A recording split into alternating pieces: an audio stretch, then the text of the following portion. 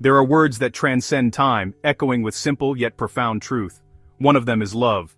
And yet, in today's world, where everything moves fast, even feelings, Erich Fromm invites us to pause, to breathe, and to see love not as a fleeting emotion, but as an art to be cultivated, like music or painting. Love, writes Fromm, is not something that just happens. It is a capacity, a conscious act, a skill that requires discipline, patience, and understanding. It's not about finding the right person, it's about learning to love in the right way. And this, Fromm says, is one of life's most difficult and noble tasks, love as a response to the problem of existence. Fromm begins with one of humanity's most ancient questions. How can we overcome the loneliness of our existence? We are born separate, cast into the world as distinct beings. Yet deep within, we long for union, for contact, for fusion with another soul. Love is the answer to this separation, not as an escape, but as an authentic encounter between two free beings. Fromm writes, love is an act of will,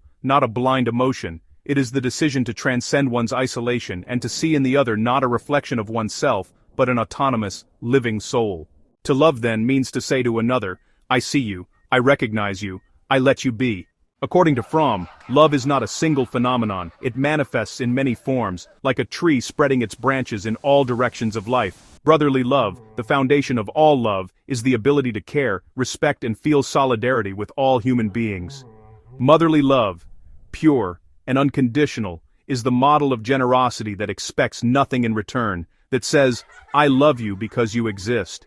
Erotic love, the fusion of body and soul, is the most passionate, yet it becomes a prison if born only from the desire to possess. Self-love, often mistaken for selfishness, is actually the root of emotional health. We cannot truly love another if we cannot treat ourselves with tenderness. Love for God, finally, is the highest aspiration, the soul's yearning for something that transcends it, the need for union with the infinite. Each form is a fragment of the same mystery. To love, Fromm says, is to expand one's capacity for connection, until one embraces life itself.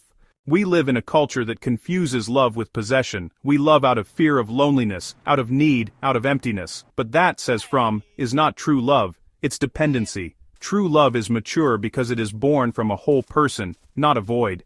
To love is not to receive, but to give. One gives not out of duty or sacrifice, but because giving, in its purest form, is a joy of being alive. When we truly love, writes Fromm, the other becomes part of our being, but is never consumed by us. To love is to want the other to grow, even if that means letting them go. It is the dance of freedom and tenderness.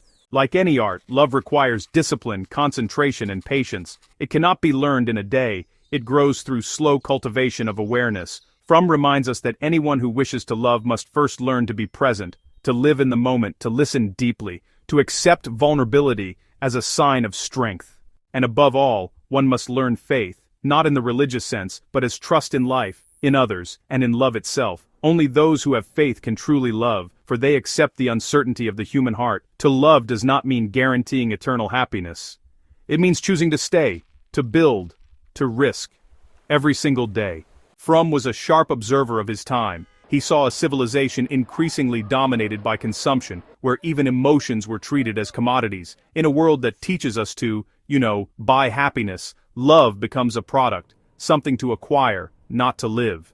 But true love, the one Fromm speaks of, cannot be bought, consumed, or controlled. It is an act of freedom against conformity, a gentle rebellion against indifference and superficiality. To love today more than ever means to resist the fear of vulnerability, the temptation of selfishness, the urge to own everything immediately. Fromm never idealizes love. He knows it is fragile, demanding, full of contradictions. But precisely because of this, it is the highest expression of our humanity. To love is to accept the risk of pain, the possibility of loss, because only those who risk can truly live.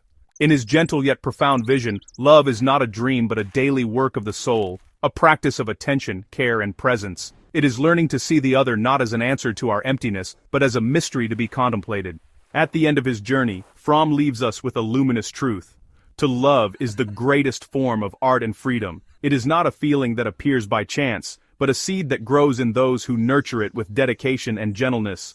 Every act of care, every kind word, every shared silence is part of that secret art that turns life into poetry.